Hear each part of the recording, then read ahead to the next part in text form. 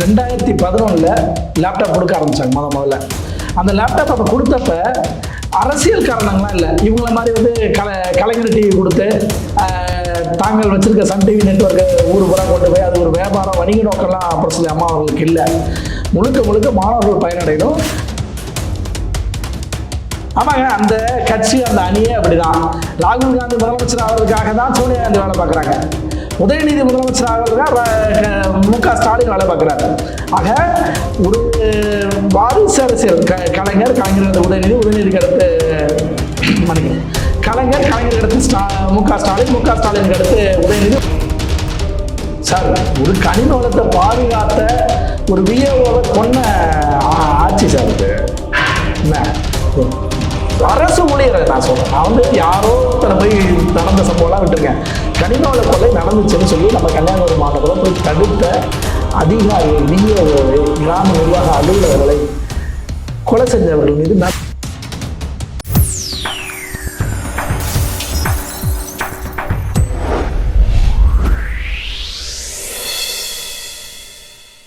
வணக்கம். இது golden chance வழங்கும் அரசியல் களம். இன்றைய அரசியல் களம் நிகழ்ச்சியில் நம்மோடு இணைந்திருப்பவர் பத்திரிகையாளர் ராஜா ஸ்டாலின் அவர்கள். வணக்கம். வணக்கம் சார். புரட்சி தலைவி அம்மா அவர்களால் 11வது மற்றும் 12வது படிக்கும் மாணவர்களுக்காக மடிக்கணினிகள் வழங்கும் திட்டத்தை வந்து தொடங்கினாங்க. இந்தியாவில் முதல் முறையாக தொடங்கின அந்த திட்டத்தை திரு எடப்பாடி அவர்கள் வந்து அவருடைய ஆட்சியிலும் தொடர்ந்து அவர் செஞ்சுக்கிட்டு இருந்தார். கிட்டத்தட்ட 52 லட்சம் மாணவர்களுக்கு வந்து கொடுத்துருக்காங்க. ஆனால் வந்து ஆட்சிக்கு வந்த உடனே நாங்கள் கொடுப்போம்னு சொன்ன திமுக அரசு வந்து 4 வருடங்கள் முடிய போது இப்போதான் கொடுப்போம் அப்படிங்கிற ஒரு திட்டத்தை சொல்றாங்க. இதை பற்றி உங்களுடைய பார்வை? அதாவதுங்க, 2011 லேப்டாப் கொடுக்க ஆரம்பித்தாங்க முதல்ல. அந்த லேப்டாப் அப்போ கொடுத்தப்ப அரசியல் காரணங்கள்லாம் இல்லை. இவங்கள மாதிரி வந்து கலைஞர் டிவி கொடுத்து தாங்கள் வச்சிருக்க சன் டிவி நெட்வொர்க்கை ஊர் பூரா கொண்டு போய் அது ஒரு வியாபாரம் வணிக நோக்கம்லாம் அப்புறம் சொல்லி அம்மா அவர்களுக்கு இல்லை. முழுக்க மாணவர்கள் பயனடையணும். அந்த மாணவர்களுக்கு ஓட்டு உரிமை கூட கிடையாது. 11வது 12வது படிக்கிற மாணவர்களுக்கு ஓட்டு உரிமையே கிடையாது. அப்ப அந்த மாணவர்கள் படிக்கணுங்கிற எண்ணத்துல தான் கொடுத்தாங்க. அது இன்னும் சொல்ல போனா அந்த கிராமத்துல ஒரு கிராமத்துல லேப்டாப் வாங்கியிருக்காங்கன்னு சொல்லலாம். அந்த வருஷம் ஒரு முதல் 10 பேர் வாங்கினாங்கன்னா அந்த 10 பேர் தான் அந்த ஊருக்கே முதல் லேப்டாப். அந்த வீட்டுக்கு செல்போன் இருக்காது, அந்த ஊர்லயும் லேப்டாப்பே இருக்காது. நிறைய கிராமம் அந்த மாதிரி, என் ஊர் பக்கத்துல நிறைய கிராமங்கள் அந்த மாதிரி வந்துங்க. முதல் லேப்டாப் அந்த கிராமத்துக்குள்ள போனதே அம்மா வழியா தான் அது போச்சு. அப்ப இப்படி வந்து அரசியல் ஆதாயம் இல்லாம ஓட்டு போடுவாங்க அப்படிங்கிற எண்ணம்லாம் இல்லை. ஏன்னா அந்த மாணவர்கள் ஓட்டு போடுற உரிமை கிடையாது. அப்படி இருக்கிறவங்களுக்கு கொடுத்த இடத்துக்கு போய் இன்னைக்கு இவர்கள் சொல்லுகிற 4.5 ஆண்டுகள் கடந்து இப்ப நாங்க கொடுக்க போறோம். எப்ப கொடுக்க போறோம்?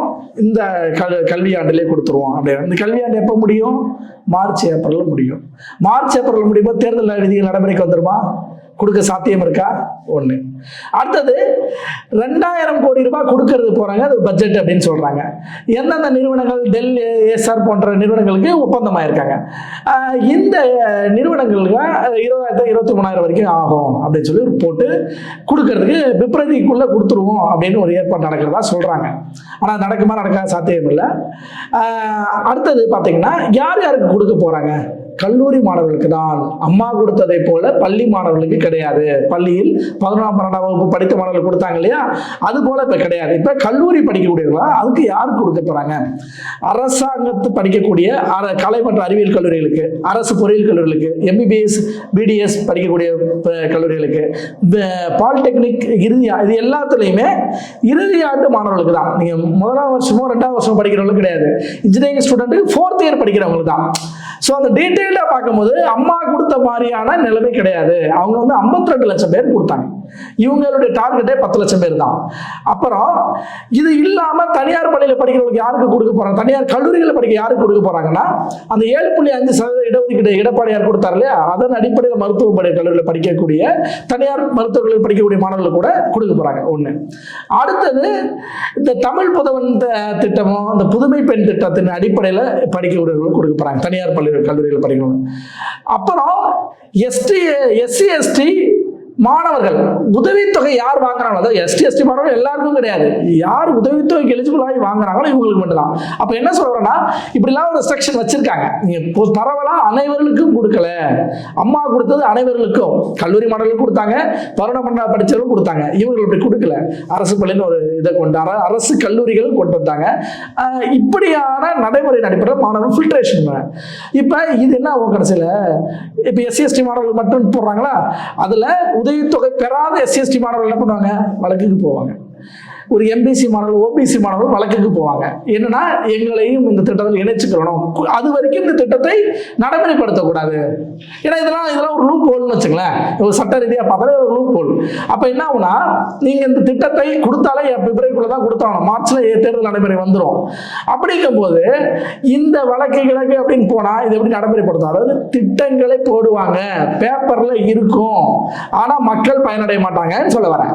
ஏன்னா இதுதான் இவங்களோட திட்டம். எப்படி வந்து தேர்தல் வாக்குறுதிகள் 505 கொடுத்து அந்த வாக்குறுதி நிறைவேற்றல இல்லையா, நிறைவேற்றலன்னு சொல்லி எத்தனையோ பத்திரிகைகளுக்கு அரசியல் கட்சிகள் புத்தகமே போட்டு வெளியிட்டாங்க. அது போலத்தான் இவர்களே வந்து முதலமைச்சரே விட்ட அறிக்கை வந்து 364 தான் நாங்கள் நிறைவேற்றணும்னு சொன்னாங்க. அப்ப என்ன சொல்ல வரோம்னா, 505 வாக்குறுதிகள் இருக்கு, அவர் இது வந்து நிறைவேற்றல, 100 கூட நிறைவேற்றலங்கிறது ஒரு பக்கம், ஆனா அவர் ஒத்துக்கிட்டதே 364 தான், முதலமைச்சர் ஒத்துக்கிட்டது.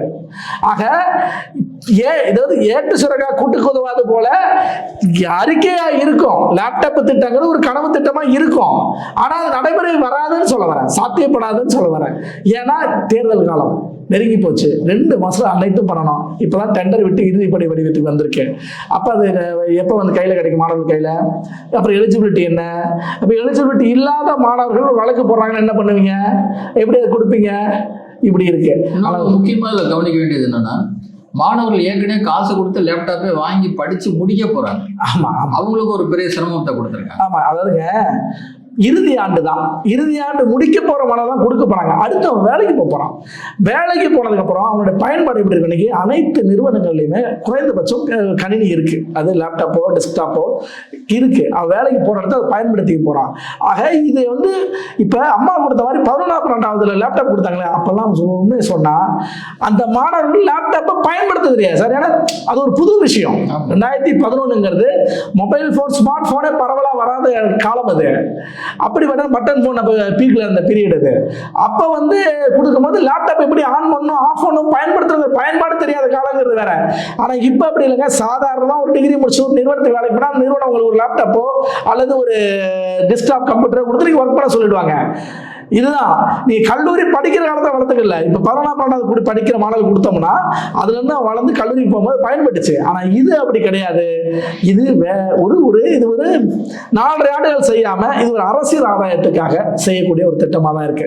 இது எப்படினாங்க, இப்ப இந்த பீகார் தேர்தலில் தப்புன்னு ஒரு 10,000 கொடுத்தாங்க வந்துச்சுனாங்க இல்லையா, வாக்கு வந்துச்சுனாங்க. அது போல அது நம்ம தப்புன்னு கிரிட்டிசைஸ் பண்ணல. அப்படி இவர்கள் அது ஒரு மாடலாக அது வெற்றி பெற்றுச்சு. ஒரு திட்டம் எப்படின்னா, ஒரு தேர்தலில் வெற்றி பெற்றால் அந்த திட்டத்தை உடனே ஃபாலோ பண்ண ஆரம்பிச்சாங்க, வேற மாநிலத்திலயோ வேற எங்க நடந்தாலுமே.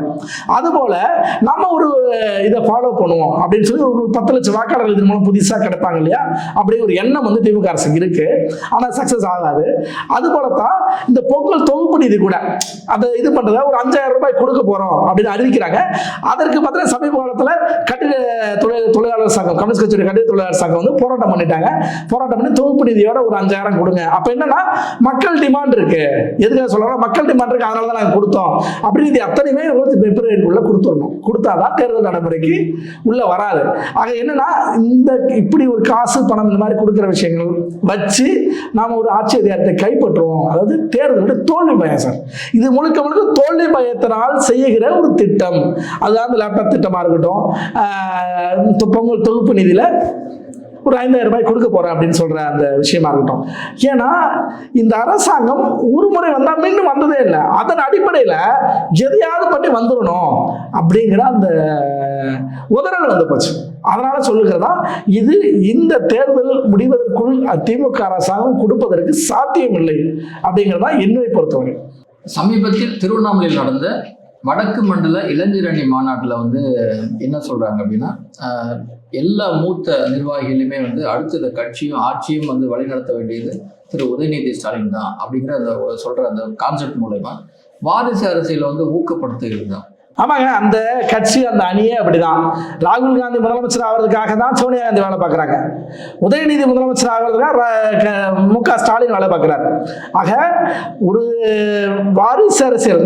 கலைஞர் உதயநிதிக்கு அடுத்து மன்னிக்கணும், கலைஞருக்கு அடுத்து மு.க. ஸ்டாலினுக்கு அடுத்து உதயநிதிக்கு அடுத்து இன்பநிதி. ஏன்னா இன்பநிதி பாசறை வச்சிருக்காங்க. நம்ம வந்து சும்மா வந்து ஒரு என்ன சொல்றது அவதூறுகளை பரப்பல. இன்பநிதி பாசறை என்பது திமுகவின் அங்கீகரிக்கப்பட்ட ஒரு பாசறை வச்சிருக்காங்க. ஆக இப்படிதான் வந்துகிட்டு இருக்கு. அதனால அவர்கள் என்பது உதயநிதி கையில் இந்த அதிகாரத்தை கொடுப்போம் அப்படிங்கிறது அவருடைய பகல் கனவா இருக்கு. அது தவிடுபடி ஆயிட்டு வச்சுங்க. ஏன்னா வாரிசு அரசியல் தூக்கி பிடிச்சாலும் காங்கிரஸ் இந்தியா முழுக்க விழுந்துச்சு சார். இந்தியா முழுக்க ஏறத்தாழ காங்கிரஸ் ஆளாத மாநிலங்களே இல்லைங்கிற இடத்துல இருந்து இன்னைக்கு காங்கிரஸ் அரசாங்கம் 3 மாநிலத்தில் மட்டுமே ஆளுகிற ஒரு கட்சியாக மாறி இருக்கு. தமிழ்நாடு, அதாவது 3 மாநில கர்நாடகா, தெலுங்கானா, இமாச்சல பிரதேசம் என்று 3 மாநிலத்தில் மட்டுமே ஆளுகிற கட்சியாக இன்று காங்கிரஸ் கட்சி சுருங்கி இருக்கு. அப்ப இதுதான் ஒரு மாடல். இப்படி ஒண்ணு வீழ்ந்திருக்கு ஒரு கட்சி. 200 MP 300 MP வச்சிருந்த ஒரு கட்சி கிட்டத்தட்ட 99 MPக்கு முக்குது சார். ராகுல் காந்தி பொறுப்பேற்றதுல இருந்து ஏறத்தாழ 42 தேர்தல் தோல்விகள். ஆனா இது வளர்ச்சி முகம் சொல்லுவாங்க காங்கிரஸ்காரங்க. என்ன வளர்ச்சி முகம்? ஃபர்ஸ்ட் 42 இருந்துச்சு சார், 42ல இருந்து 70 வந்துச்சு, 70 இருந்து இப்ப 99 MP வந்திருக்கும், இது வளர்ச்சி முகம் தானே அப்படின்னு சொல்லுவாங்க. ஆனா எடப்பாடியுடைய பொறுப்பேற்ற பிறகு இந்த ஒரு நடந்த தேர்தலில் உள்ளாட்சி தேர்தலில் சில தேர்தல் தோல்விகளை 11 தேர்தலில் தோல்வி திருப்பி சொல்லுவாங்க. ஆனால் 42 தோல்வி இருந்த ராகுல் காந்தி காங்கிரஸ் கட்சி கூட்டணி வச்சுக்குவாங்க. அதை பாராட்டுவார்கள், அது வளர்ச்சி முகம்னு காட்டுவாங்க. அதுதான் வந்து இங்க இருக்கக்கூடிய திமுகவுடைய ஊடகங்கள் செய்கிற வேலை, திமுகவின் பேச்சாளர்கள் செய்கிற வேலை. ஆனால் இதே போல ஒரு தோல்வியைத்தான் உதயநிதி சந்திப்பார். ஏன்னா உதயநிதி ஏற்கனவே பெரிய வாக்கு வித்தியாசம் இல்லை சார். ஏறத்தாழ 45% வாக்கு வாங்கி அந்த அணி வெற்றி பெற்றுச்சு. அப்ப அதிமுக அணி எவ்வளவு தெரியுமா? 39.85, ஏறத்தாழ 5% தான். ஆனால் இந்த 5% வாக்கு என்பது விஜய் உள்ள வருவதால் ஒரு, ஏன்னா நீங்க இஸ்லாமியர் வாக்கு வாங்கினீங்கன்னு சொல்லி ஒரு பேச்சு இருந்துச்சு. அந்த வாக்கும் இன்னைக்கு உங்களுக்கு 2% வெளியே போட்டு சார். ஒரு கிறிஸ்தவ வாக்கு 2% வெளியே போட்டு சார். இந்த 2-4 சொல்லி விஜய் வாங்கட்டுமே, வேற கூடுதல் வாக்குகள் எல்லாம் சேர்த்து ஒரு 8% வாங்கட்டுமே. வாங்கினா என்ன ஆகும்? 8% ஆல்ரெடி வாங்கி சீமான் எவ்வளவு வாக்கு வாங்கினார்? 40 லட்சம் வாக்கு வாங்கிட்டாரு. அப்ப 8%ங்கிறது மிகப்பெரிய அளவு டேமேஜ் உண்டு பண்ணும். அனைத்து கட்சியிலிருந்து வாக்குப்பதிவு போட்டோம். ஆனால் எந்த கட்சி அதிகமாக பாதிக்கப்படும்? விஜயின் வருகையால் அதிகமாக பாதிக்கப்பட்ட திமுக. இவங்க என்ன சொல்லிட்டு இருக்காங்க? அதிமுக தான் பாதிப்பு, அதிமுக பாதிப்பு இல்லை சார். மீண்டும் சொல்றேன், 2016 விஜயகாந்த் தனித்து போட்டியிட்டதால், மக்கள் நல கூட்டணி என்று போட்டியிட்டதால் வெறும் 5 லட்சம் வாக்குகள் தான் கூடுதலாக பெற்று அதிமுக 47 MLAக்கள் கூடுதலாக பெற்று ஆட்சி அதிகாரத்தில் வந்தாங்க. 136 தொகுதிகள் வெற்றி பெற்றாங்க. அப்ப அந்த 5 லட்சம் வாக்குங்கிறது எவ்வளவு வித்தியாசத்தை கொடுத்துச்சு தெரியுமா? அது போலத்தான் விஜய் தெரிந்தோ தெரியாமலோ தனித்து போட்டியிடுகிறேன் என்று சொல்லி போட்டியிடுவதனால் மிகப்பெரிய அளவிற்கு பயனடைய போறது அதிமுக தான். இது யதார்த்தம், கல யதார்த்தம், ரிசல்ட் அடிப்படையில் சொல்றேன். நம்ம அதிமுக சாதகமா சொல்லணும் பேசணும்லாம் இல்லை. ஏற்கனவே ஒரு ரிசல்ட் நடந்திருக்கு. மக்கள் நல கூட்டணியை ஒன்று பண்ணி காட்டியிருக்காங்க. அதை அடிப்படையில் தான் சொல்றேன். இதன் அடிப்படையில் பார்க்கும்போது உதயநிதிக்கு உதறல் என்னன்னா, இது எதுக்கான முன்னோட்டம்னா, கட்சியுடைய அடுத்த தலைவர் இப்போ நாளைக்கு ஸ்டாலின் கொண்டு ஆயிடுச்சு, 60 வயது 30 உடல் ரீதியாக சொல்ற பிரச்சனைகள். அப்போ இதில் நாளைக்கு நம்மளுக்கு பிறகு ஏதாவது ஒன்றுனா கட்சிக்கு யார் தலைவர்? நாளைக்கு கனிமொழியா, தயாநிதியா, இல்லை மறுபடியும் தன் அண்ணன் சும்மா இருக்காரு மூக்க அழகர் உள்ள வந்துட்டா என்ன ஆகுறது? அப்போ நம்ம ஒரு தலைவராக வந்து உதயநிதியை ப்ரொமோட் பண்ணிடுவோம் அப்படிங்கிற ஒரு ப்ரொமோஷன் மீட்டிங் தான் அந்த இளைஞர் அணி மாநாடு திருவண்ணாமலை நடந்தது. என்னை பொறுத்தவரைக்கும் அது அவ்வளோதான். அது ப்ரொமோஷன் மீட்டிங்கை தவிர அதில் வேற ஒன்றும் வெற்றி கூட்டமோ வெற்றிக்கான ஒரு முன்னோட்டமான கூட்டமோ கிடையாது இந்த இளைஞர் அணி மாநாடு. வாரிசு அரசியலை நம்பி வளர்ந்த கட்சி அல்ல, ஜனநாயக பூர்வமாக மக்களே ஆதரிக்கும் ஒரே கட்சி அதிமுக. இது வந்து திரு எடப்பாடி அவரோட ஸ்டேட்மெண்ட். இதை எப்படி பாக்குறீங்க சார்? இது அவர் சொல்றது 100க்கு 100 உண்மை சார். ஒரே ஒரு உதாரணம் சொல்றாரு. புரட்சித்தலை எம்ஜிஆருக்கும் புரட்சித்தலை அம்மா அவர்களுக்கும் ஏதாவது ரத்த சொந்தம் இருக்கா சார்? அவர்கள் வந்தாங்க. அவர்கள் இருக்கும்போதே புரட்சித் தலைவர் செல்வாக்கா இருக்கிற காலகட்டத்திலேயே, தலைவராக இருக்கிற காலகட்டத்திலே புரட்சி அம்மார்கள் கட்சியில் உள்ள அடிப்படையிலிருந்து மெல்ல மெல்ல வளர்ந்து கொள்கை பரப்பு செயலராக மாறி அதன் பிறகு அவருடைய இறப்புக்கு பிறகு அதிகாரத்துக்கு வந்தாங்க. அதே போல புரட்சி அம்மா அவர்கள் உயிரோடு இருக்கிற காலகட்டத்திலேயே எடப்பாடியார் வந்து கிளை செயலாளர் இருந்து மெல்ல மெல்ல எம்எல்ஏ, எம்பி, மினிஸ்டர், அமைச்சர்னு ஆகி அதன் பிறகு புரட்சி அம்மா அவர்களால் இறந்ததுக்கு பிறகு பொறுப்புக்கு வந்தார். அதாவது எம்ஜிஆரும் புரட்சி அம்மா அவர்கள் தான் தலைவர்னு சொல்லி அடையாளம் காட்டல, ஆனால் தலைவராக வளர்ந்து வந்தார். ஏன்னா அவர் என்னன்னா, அவர் என்ன சொல்றாரு பாருங்க, 1000 ஆண்டு ஆனாலும் இந்த கட்சி எனக்கு பிறகு இருக்கும்னு எம்ஜிஆர் சொன்னார். ஏன்னா அது வந்து ஒரு ஏங்கியல் இருக்கு, அந்த கட்சிக்குள்ள ஒரு ஜனநாயகத்துவம் இருக்கு. ஆமா இல்ல, அது போலதான் சொல்றேன்.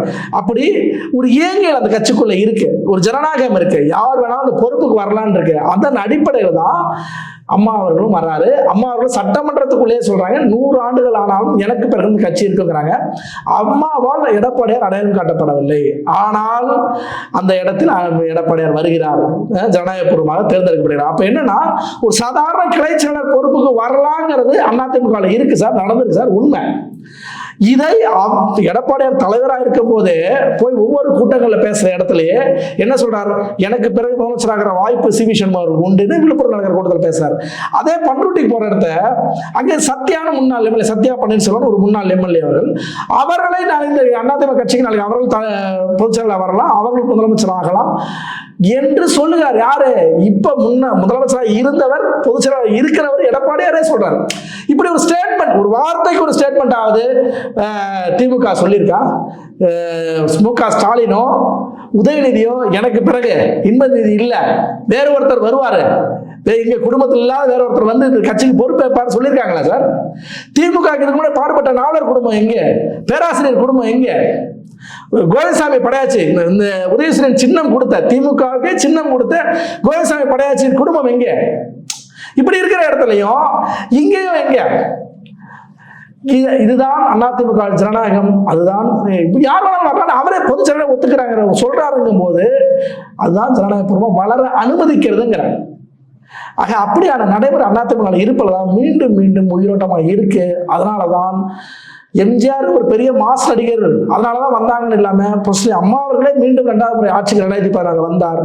இப்ப எடப்பாடியார் வருவார். ஏன்னா அந்த திட்டங்கள், அவர்கள் செய்த திட்டங்கள் ஒவ்வொன்றும் அந்த அளவுக்கு கிட்டத்தட்ட இவர்களுக்கு ஒப்பிட முடியாத அளவுக்கு தெரியாது. அதிமுக அவர்களுடைய திட்டங்களை பத்தி பேசுறதில்லை. என்ன பேசுறதுன்னா, ஒன்றும் சொன்னா 7 பேசுவாங்க, அம்மா உணவை பத்தி பேசுவாங்க. நீங்க மருத்துவமனையில பாலூட்டும் அறைகள், மருத்துவமனையில் குழந்தைகளை பாதுகாப்பதற்கு உபகரணங்களுடன், அதாவது குழந்தைகள் விளையாட்டு சாமானத்தோட அறை, இது மட்டும் இல்லைங்க, விவசாய பெண்கள் வேலைக்கு போறது, விவசாய பெண்ணுங்க ஒரு முறைப்படுத்தப்பட்ட தொழிலாளர்கள், அதாவது ஒரு நிறுவனத்தில் வேலை பார்க்குற பெண்கள் வேலைக்கு போறதுக்கு மட்டும் உருவாக்கல, விவசாயிகள் போறவங்க அந்தந்த ஊர்ல வந்து பால்வாடின்னு சொல்லலாம், அந்த பால்வாடிக்குள்ள குழந்தைகளை பாதுகாத்து கொள்வதற்கு அதாவது ஆயாமான்னு சொல்லலாம், அது ஒருத்தர் போட்டு அவங்க விளையாட்டு சாமான போட்டு கொண்டு இந்த அரசாங்கம். அது மட்டும் இல்லை, வேலைக்கு போற பெண்கள் அந்த தன் குழந்தைகளை கொண்டு அங்கே விட்டுட்டு வேலைக்கு போகலாம். அப்ப இது எல்லாம் செஞ்சது இந்த அரசு. இது யாரா வெளியே சொல்றாங்களா என்ன? திமுக சும்மா ஒரு சின்ன சாதாரண ஒரு ஆளு தான் உடனே இன்னைக்கு இந்த ஹெச் பயணிகளுக்கு 36 கோடி சொல்றாங்க சார். ஆனா இந்த திட்டத்தை சட்டமன்றத்திலே அறிவிச்ச ஒரு எடப்பாடியார். இது ஒரு பழைய திட்டம், சட்டமன்றத்தில் அவர் அறிவிச்ச திட்டம் தான் எடுத்து இன்ஷியல் போட்டுக்கிற வேலை சார். எப்படி கேளம்பாக்கம் பேருந்து நிலையம் புரட்சி அம்மாவர்களால் அடிக்கல் நாட்டப்பட்டு வேலைகள் நடந்து முடிச்சு, ஆனால் நீங்க அதுக்கு கடைசியில் இன்ஷியல் போட்டுக்கிட்டு தான் நீங்க. ஆனால் திட்டம் யாருது? அதிமுகவின் திட்டம், அம்மாவர்கள் கொண்டு வந்தது. இப்படிதான் இவர்கள் சொல்லி எத்தனையோ திட்டங்கள் மக்களுக்கு சென்றடையவில்லைங்கிற நான். இது சென்றடைஞ்சிருந்த இது இப்ப சென்றடையுது. ஏன்னா இப்ப இருக்கிற கட்சி அதிமுக எடப்பாடியார் தலைமையில் பிரச்சாரம் என்பது வீச்சாக இருக்கிறது. அதனால இந்த ஒவ்வொரு திட்டங்களும் வெளியே போகுது. மக்களுக்கு தெரியும் இதெல்லாம் அதிமுக செஞ்சிருக்காங்களா, இன்னொன்று திட்டங்கள்லாம் செஞ்சிருக்காங்களா அப்படின்னு வெளியே தெரியுது. ஏன்னா அதன் அடிப்படையில் மீண்டும் அதிமுக ஆட்சி அமையும். அதிமுக ஆட்சி அமையின் அடிப்படையில் இந்த மாதிரி வாரிசு அரசியல் வீழ்த்தப்படும். தமிழ்நாட்டில் அரசியல் கட்சிகளை வந்து இப்போ கூட்டணி சம்பந்தமா பரபரப்பாக பேசிட்டு இருக்கு. அதிமுக தலைமையிலான கூட்டணியில வந்து புதிய கட்சிகள் வந்து வரும் அப்படின்னு எதிர்பார்த்துட்டு இருக்கிற சூழ்நிலையில பிஜேபியும் என்ன சொல்றாங்கன்னா, அதிமுக என்ன சொல்றாங்கன்னா, தை பிறந்தால் வழி பிறக்கும் அப்படின்றாங்க. தை பிறந்தால் வழி பிறக்கும்னா எதை நோக்கி இல்லை, என்ன கான்செப்டுக்காக? அதாவது சார், அதிமுக இருக்கிற கூட்டணியில கூடுதலா ஒரு சில கட்சிகள் வருவதற்கான வாய்ப்புகள், சாத்தியக்கூறல் கட்டாயம் உண்டு, வரும். நான் தேர்தலை நானும் தொடர்ந்து பார்த்தேன். ஏன்னா 2019 அவர் பொறுப்புக்கு வந்ததுக்கு பிறகு, எடப்பாடியார் பொறுப்புக்கு வந்ததுக்கு பிறகு தேர்தல் நெருக்கத்தில் தான், ஒரு மாதம் 2 மாதத்தில் தான் கூட்டணி இறுதியாகும். 21 தான் நடந்துச்சு, 24 தான் நடந்துச்சு. அதனால அதன் அடிப்படையில் செய்வாங்க. ஆனால் போன முறை எங்கே தவற விட்டோமோ இங்கே தவற விட மாட்டாங்க. போன முறை தவற விட்ட இடம்னு ஒன்று இருக்கு இல்லையா, என்ன தேமுதிகவை கூட்டணி விட்டு வெளியே இருந்தாங்க 21 தேர்தலில். அது இப்போ நடக்காது. தேமுதிக அதிமுக அணிக்கு வந்துடும். அன்புமணி தரப்பு அணி பாட்டாளி மக்கள் கட்சி அதிமுக அணிக்கு வந்துடும். இது இல்லாமல் சீமானோ அல்லது விஜய் போன்றவர்களோ ஒன்று வரலாம் அல்லது. ஆக இப்போ அதிமுகவுக்கு தேவையானது ஏறத்தாழ அந்த ஒரு 10,20,000 வாக்குகள் தான். அந்த 10,20,000 வாக்குகள் இவர்களெல்லாம் உள்ள வருகையின் அடிப்படையில் கிடைச்சிரும். ஒன்று, பிஜேபி என்பது பழைய நிலைமையில் இல்லை, இன்னும் கூடுதலாக உயர்ந்திருக்கு. வாக்கு சதவீதம் 11% உயர்ந்திருக்கு, 3லிருந்து 11. அப்போ இதையெல்லாம் சேர்த்து பார்க்கணும், அதிமுக வலுவாக வெற்றி பெறும். அப்போ இந்த நம்பிக்கையை உருவாக்குறதுக்கு இந்த கூட்டணி எதுக்குன்னா, ஓட்டு வாங்கி ஜெயிக்கிறதுக்கு மட்டும் இல்லை, தேர்தலுக்கு முன்னாடி திமுக பெரும் பிரச்சாரம் பண்ணோம். ஏன்னா 2014 தான் பண்ணுச்சு. அதிமுக கூட்டணி இல்லை, அதிமுக கூட்டணி இல்லைன்னு சொல்லிட்டு அதிமுக கூட்டணி இல்லாத அதிமுக வெற்றி பெற்று ஆட்சிக்கு வந்தது. ஆனால் இந்த பிரச்சாரத்தை உடைக்கணும்ல, அதை உடைக்கிறதுக்காக என்ன பண்ணுவாங்கன்னா, இந்த கூட்டணி என்பதை அறிவிப்பார்கள். அந்த கூட்டணி என்பது அறிவிப்பை தை பிறந்த பொங்கலுக்கு பிறகு அந்த கூட்டணி அறிவிப்பு நடக்கும். ஏனென்றால் அப்ப நம்ம பிரதமர் மோடியும் வருகிறார். ஜனவரி மாதம் பொங்கல் நெருக்கத்தில் மோடியும் வருகிறார். அந்த மோடி வரும்போது, பிரதமர் மோடி அவர்கள் வரும்போது இது ஒரு இறுதி வடிவம் பெறும். அந்த இறுதி வடிவம் பெறும்போது கூட்டணி தலைவர் அனைவரும் அவர் வருகிற கூட்டத்தில் கலந்து கொண்டு கை கொடுக்குவார்கள். இன்று முதல்வர் ஸ்டாலின் அவர்கள் ஒரு முக்கியமான ஒரு செய்தியை வெளியிட்டிருக்கார். நமது அரசுக்கு வளர்ச்சி ஒரு கண் என்றால் சுற்றுச்சூழல் மற்றும் இயற்கை வளங்களை பாதுகாப்பது மற்றொரு கண் அப்படின்னு சொல்றார். இப்படி சொல்ற இந்த அரசியல தான் கனிம வளங்கள் நிறைய மலைகள்லாம் உடைச்சிட்டு இருக்காங்க. இதை பத்தி உங்களுடைய பார்வை சார்? ஒரு கனிம வளத்தை பாதுகாத்த ஒரு விஓவை கொன்ன ஆட்சி சார் இது. என்ன அரசு ஊழியரை நான் சொல்றேன். நான் யாரோ ஒருத்தரை போய் நடந்த சம்பவம்லாம் விட்டுருக்கேன். கனிம வள கொள்ளை நடந்துச்சுன்னு சொல்லி நம்ம கன்னியாகுமரி மாவட்டத்தில் போய் தடுத்த அதிகாரியை, விஏஓவை, கிராம நிர்வாக அலுவலர்களை கொலை செஞ்சவர்கள் மீது நடவடிக்கை கூட எடுக்கல. ஏன்னா ஒரு இஸ்லாமிய அதிமுக சேர்ந்தவர் இது போல நடந்தது, அவர் வெட்டி படுகொலை செய்யப்பட்டார். இவங்க கனிம வள கொள்ளை நடக்கலன்னு சொல்லி பேசுவது இருக்கு இல்லையா, இதுதான் பொய் பிரச்சாரமா பேசுவது. பாதுகாக்கப்படும். ஆனா அதாவது இவர்கள் எப்படி, நாங்க ஒரு நடக்கிறது ஒண்ணா இருக்குங்க, சொல்றது ஒண்ணா இருக்குங்க. என்ன இப்ப ஒரு உதாரணம் சொல்லுவேன். இப்ப நம்ம அண்ணா பல்கலைக்கழகத்துடைய வழக்குல ஞானசேகரன் மீது குற்றப்பத்திரிகை தாக்கல் பண்ண வேண்டிய காவல்துறை சரியாக தாக்கல் செய்யவில்லை. அவர் மீது குண்டாஸ் ரத்தாக போகிறது. ஆனா வெறும் 1 லட்ச ரூபா தான் டிரான்சாக்ஷன் நம்ம சவுக்கு சங்கர் விஷயத்துல. அந்த 1 லட்சம் டிரான்சாக்ஷனுக்கு பீரிங் தான் கொண்டு வரல. என்ன தீயணைப்பு துறை வந்துட்டாங்க, பாத்ரூமை உடைக்கிறாங்க, உடைச்சு இதெல்லாம் அதில் உடைச்ச இந்த செலவுகள்லாம் அரசு, அந்த எத்தனை காவல்துறை பாருங்க, அது பயன்படுத்தப்பட்ட 100க்கும் மேற்பட்ட காவலர்கள், இதை எல்லாமே கூட்டி கழிச்சு பார்த்தீங்கன்னா இந்த செலவே அந்த 1 வருஷத்துக்கு மேல இருக்குங்க. ஆக ஒரு 1 லட்சம் ரூபாய்க்காக தான் இவ்வளவு இதா அப்படின்னா, இது இவ்வளவு நாள் செய்யல. அரசாங்கம் நேர்மையா செய்யணும்னா அந்த கொடுத்த புகார் ஜூலை மாதம். ஏன்னா இது தேர்தல் பிரச்சாரத்தில் அவர் நான் உதயநிதி எதிர்த்து போட்டியிடுவேன்னு சொன்னாரா? எப்ப? கடந்த 3 ஆண்டுகளாவே சொல்லிட்டு இருக்காரு. சீமானை சந்திச்சு நான் சேப்பாக்கல நிக்கிறது ஆதரவு கொடுங்கன்னு சீமானை சந்திச்சு கேட்டாரா? அதிமுக கேட்கிறாரா? அப்ப உதயநிதிக்கு எதிராக தான் வேட்பாளராக நிறுத்தப்படுவோம், வேட்பாளர் நின்னால் வெற்றி தோல்வியை விடுங்க, மிகப்பெரிய அளவுக்கு பிரச்சாரம் செய்வாரா? உதயநிதிக்கு எதிரான உதயநிதி செய்கிற தவறுகளை சுட்டிக்காட்டி பிரச்சாரம் செய்வாரா? அப்ப அந்த பிரச்சாரம் செய்கிற நபரை நீங்க சிறையில் வைக்கணும். தேர்தலுக்கு வர இப்ப வச்சீங்கன்னா 3-4 மாசம் ஆகும்போது தேர்தல் முடிஞ்சிடும். அப்ப அதுதான், அதனாலதான் நீங்க ஜூலை மாசம் கொடுத்த புகார் மீது நடவடிக்கை என்பது டிசம்பர்ல எடுக்கிறீங்க. இந்த நடவடிக்கை எடுத்துருக்கலாம், நீங்க இது நியாயமா இருக்கட்டும் எடுக்கலாம். இது எப்ப எடுத்துக்கணும்? ஜூலையில் எடுக்கணும், அதிகபட்சம் ஆகஸ்ட்ல எடுக்கணும். அதை கொண்டு வந்து செப்டம்பர் விட்டீங்க, அக்டோபர் விட்டீங்க, நவம்பர் விட்டீங்க, டிசம்பர் வரீங்களா? என்ன அர்த்தம்? தேர்தல் கணக்கு தான். ஆக இப்படிதான் இந்த சட்டம் ஒழுங்கு சொல்ல வரேன். அப்ப இந்த சட்டம் ஒழுங்கு எப்படி இருக்குதோ இது போலத்தான் இவர்கள் சொல்லுகிற பாதுகாப்பு, கனிம வள பாதுகாப்பு. கனிம வள வழக்குல கொள்ளையில ஈடுபடுற அதிகமான நபர்களை திமுகவுடைய மற்ற கிளை சொல்லல தான் சார். சும்மா பேருக்கு ஒரு அறிக்கை சொல்ல வேண்டியது, பேருக்கு ஒரு பதில் சொல்ல வேண்டியதை தவிர உண்மை அதுவல்ல. அதுதான் அப்படி ஒரு உண்மையாக இருந்தால் வெட்டி கொலை செய்யப்பட்ட கிராம நிர்வாக அலுவலக வழக்கு இன்னைக்கு வரைக்கும் முடிவு வரல. வழக்கு போயிட்டு இருக்கு, லைவ்ல இருக்கு, அவ்வளவுதான். ஆக இது வந்து ஒரு பொய் பிரச்சாரம் என்பதுதான். சமீபத்தில் நடந்த திமுகவுடைய இளைஞரணி வடக்கு மண்டல மாநாட்டில் வந்து திரு ஸ்டாலின் அவர்கள் என்ன சொல்றாரு அப்படின்னா, சங்கி படையை அழைச்சிக்கிட்டு வந்தாலும் நாங்கள் தான் ஜெயிப்போம் அப்படின்னு அவர் சொல்றாரு. அதே சமயத்தில் வந்து இது தமிழ்நாடு, இங்கே வந்து அவர்களுக்கு வேலை இல்லை அப்படின்னு சொல்றாரு. அவர் பேசுகிற எல்லா பேச்சுமே வந்து பிஜேபி மட்டும்தான் சொல்லிட்டு இருக்காங்களோடய அந்த மாநாட்டோட சாராம்சம் வந்து அதாக தான் இருந்துச்சு. ஆனால் மக்களுக்கான திட்டங்கள் வந்து என்ன பண்ணியிருக்கோம், என்ன பண்ணலை அப்படிங்கிற விஷயத்த பேசாம முழுக்க முழுக்க பிஜேபி அட்டாக்குங்கிறது, மீண்டும் வந்து தமிழ்நாட்டுக்கு பிஜேபி வந்துடும் அப்படிங்கிற ஒரு பழைய பேச்சு அதை திரும்ப பேசுறாங்க. அதாவதுங்க, இந்த சங்கிப்படைன்னு சொல்ற இந்த பிஜேபி அரசாங்கம் முதல்ல எம்எல்ஏ ஆக்கி சட்டமன்றத்தில் உட்கார வச்சதே திமுக தான். கலைஞர் ராஜாவே எம்எல்ஏ ஆனது ஆமா திமுக மூலம் தான். ஆக இவங்க அதை சொல்வதற்கு தகுதி இல்லை. திமுகவுடைய அமைச்சரவையில் இடமா இருக்கும்போது தெரியலையா அது சங்கிப்படைன்னு? ஏன்னா இவர்கள் வந்து பொய் பிரச்சாரம் மீண்டும் மீண்டும் பண்ணுவாங்க, அதில் கைதேர்ந்தவர்கள். அடுத்ததுங்க, இது ரொம்ப பழைய இதுங்க. நேரு அவர்கள் முதல்ல தேர்தலை சந்திக்கும் போது இப்படிதான் பிரதான எதிர்க்கட்சியாக இருந்த கம்யூனிஸ்ட் கட்சி அவர் எதிர்க்கவே இல்லை, ஜனசங்கத்தை எதிர்த்து பேசிட்டு இருந்தாரு. என்ன அது தேர்தலில் பெருசாக கை கொடுக்கல, கொஞ்சம் கொஞ்சம் அடி வாங்கினாங்க.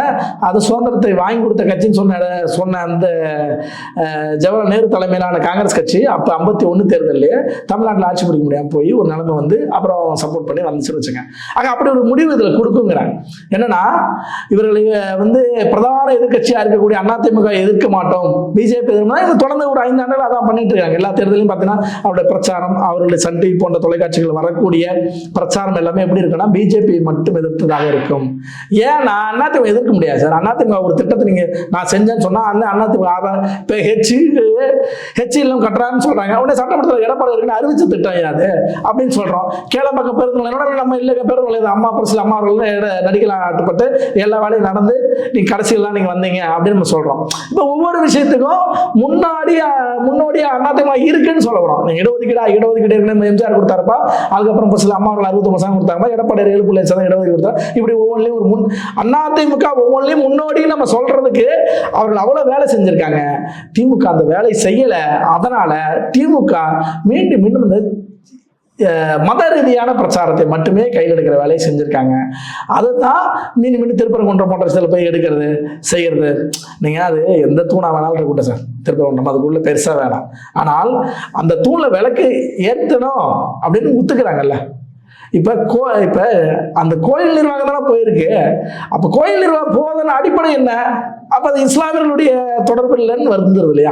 இல்ல, அது வந்து ரெகுலரா நீங்க ஏத்துற இடத்துல ஏத்தாம மாத்தி இடத்துல ஏத்துறதுனால தானே பிரச்சனை. ஒரு வருஷங்களா வந்து விநாயகர் கோயில்ல வந்து ஏத்துற அந்த தூண்ல ஏத்தாம புதுசா வந்து ஒரு இடத்துல அது அந்த ஊர் மக்கள் ஆரம்பிச்சதான். நம்ம வந்து வெளியில இருந்து யாரோ பிஜேபியோ ஆர்எஸ்எஸோ வேற ஒரு கட்சியை சேர்ந்தவர்களோ ஏத்தல. அந்த திருப்பரங்குன்ற கிராமத்தை சேர்ந்த விநாயகர் கோயில் ஏத்துற இடத்துல இருந்து அடுத்தது அங்கேயும் இது பண்ணி நம்ம வேற ஒரு இடத்துலயும் செய்வோம்னு சொல்லி இது அவருடைய பழைய பாரம்பரியம் நம்ம செய்யறோம், அது மீட்டு உருவாக்கம் பண்றோம்னு செய்யறாங்க. அவ்வளவுதானே தவிர அதுல வந்து ஒரு மத மோதலுக்கான விஷயம் கிடையாது. அது எங்க பிரச்சனை ஆரம்பிக்குதுன்னா, திமுக கூட்டணி எம்பியான நவாஸ்கனில இருந்து ஆரம்பிக்குது. இங்க நாங்க அசைவம் சாப்பிடுறோம் அப்படின்னு நீங்க பிரியாணி சாப்பிடுறது போறது வருது. அதை புகைப்படமா காட்டி செய்தியா மாத்தி அது கலவரமா தொடங்கி வச்சது யார்? இங்க இருந்தா அது ஆரம்பிக்குது சார்.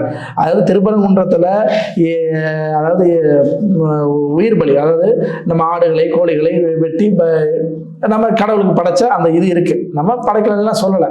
ஆனால் இவர்கள் வந்து அதை ஆக்கிறவங்க தான். அங்கே நாங்கள் பிரியாணி சாப்பிட்டு அதை புகைப்படம் எடுத்து போட்டு பிரச்சனை அங்கே இறைச்சிக்கு ஆனால் அந்த பிரச்சனை ஆரம்பிச்சு அரசியல் செய்யப்படுதுன்னு சொல்லலாம். இப்போ இது போலத்தான் இப்படி ஒவ்வொரு விஷயங்களும் இப்படி செஞ்சுதான் இவங்க என்ன பண்றாங்க, அந்த திட்டமிடலுக்குள்ள வராங்க. அதனாலதான் இவங்க என்ன பண்றாங்கன்னா மத ரீதியான பிரச்சாரத்தை. நீங்க அதிமுக செஞ்ச திட்டத்தை பேசுங்க சார். ஒரு விவசாய திட்டத்தை பேசுனீங்கன்னா டப்புனு விவசாயிகளுக்கு 24 மணி நேரமும் 3 கேஸ் மின்சாரம் கொடுத்தாரு எடப்பாடி சொல்றாரு. இப்ப திருநெல்வேலி போனப்ப கூட பேசலாம். விவசாய கடன்கள் ரத்து செய்தது 13,000 கோடியை 2 முறை ரத்து பண்ணிருக்காங்க அதிமுக அரசாங்கம் எடப்பாடி. நீங்க எதை தொட்டாலும் அதிமுக முன்னாடி வந்துடும் சார். நீங்க பெண்களுக்கு ஒரு விஷயம் செஞ்சீங்கன்னு சொன்னா அதுக்கு வந்துடும். போலீஸ் ஸ்டேஷன் மூலமா தொடர்ந்து அதிமுக அரசாங்கம் தான் தொடங்கி வச்சது மகளிர் காவல் நிலையத்தை. எதை தொட்டாலும் அதிமுக தான் முன்னாடி. அப்ப எதிர்க்க முடியாது. அதனால பிஜேபியை பேசுவோம். காவி கூட்டம்னு பேசுவோம் அப்படின்னு சொல்லிங்க. காவி கூட்டம் மத்திய அமைச்சரவையில் இருக்கும்போது உங்களுக்கு அது காவி கூட்டமா தெரியல. முதல்ல சட்டமன்றத்துக்குள்ள அவர்களை உள்ள அழைச்சிக்கிட்டு போகும்போது உங்களுக்கு தெரியல. இப்ப அது ராமதாஸ் கூட்டணியில் இருக்கும்போது அவர் வந்து நல்ல ஒரு முற்போக்காளர், சமூக நீதி போராளி அப்படின்னு திமுக பேசுவோம். ஆனா அவர் வந்து அதே எதிர்கட்சி இது கூட்டணியில் இருந்தாருன்னா உடனே அவர் சாதி வெறி. இது திமுகவுடைய பிரச்சாரம். அது போலத்தான் இன்னைக்கு சாதி வெறி அடுத்த கட்டத்துக்கு போயிட்டாங்க, மத வெறிக்கு போயிட்டாங்க. கூடயே இருந்தா அவர் வந்து நல்ல கட்சி. அதே அவர் எழுத போயிட்டா உடனே அது காவி கூட்டம், RSS கும்பல், அது வந்து ஒரு மதவெறி கும்பல் அப்படின்னு பேசுவாங்க. நாளைக்கு அணி மாறிடுச்சுன்னு வச்சுக்கலாம், உடனே மாறுவாங்க பேசுவாங்க. ஆனால் இது வந்து அவங்க இயல்பு சார். அவர்கள் செய்கிற ஒரு விஷயத்தை இன்னொருத்தருக்கு அது பொருந்தாது சார். பொருந்த உடனே மாற்றி நடக்கும் சார். இது வந்து நிறைய நடைமுறை. திமுக தான், அதாவது ஜாதி பேர்கள் நீக்கணும்னு சொல்லி தீர்மானம் போட்டாங்களா, செஞ்சாங்களா? ஆனால் அவர்களே வந்து GT நாயுடுக்கு வந்து ஜாதி பேர் வச்சாங்களா? அரசியல். கொங்கு மண்டலத்துல அதிமுக வலுவாக இருக்கு. எடப்பாடியார் தலைமை ஏன்னா அந்த கொங்கு மண்டலத்தை பூர்வீகமாக கொண்டவர் வந்து ஒரு கட்சிக்கே தலைவராக முதல்வராக இருக்கிறதுனால அந்த மக்கள் பெருவாரியாக வாக்கினா. இப்ப கூட இந்த 66 எம்எல்ஏ அதிமுக இருக்குன்னா பெருவாரி எம்எல்ஏ மேற்கு பகுதியை தமிழகத்தின் மேற்கு பகுதியை சேர்ந்த கொங்கு மண்டலத்தை தான். 40 பேர் கிட்டத்தட்ட. ஆமா, அப்ப இந்த 40 பேர் கிட்டத்தட்ட இருக்கிறது இல்லையா? கேரத்தால திமுக அந்த பகுதியில் ஜெயிக்கவே இல்லைன்னு சொல்லலாம். அப்படியான ஒரு சூழல் உருவாக்கிச்சு. 57 எம்எல்ஏ தொகுதியில 40 ஜெயிச்சிருக்காங்க.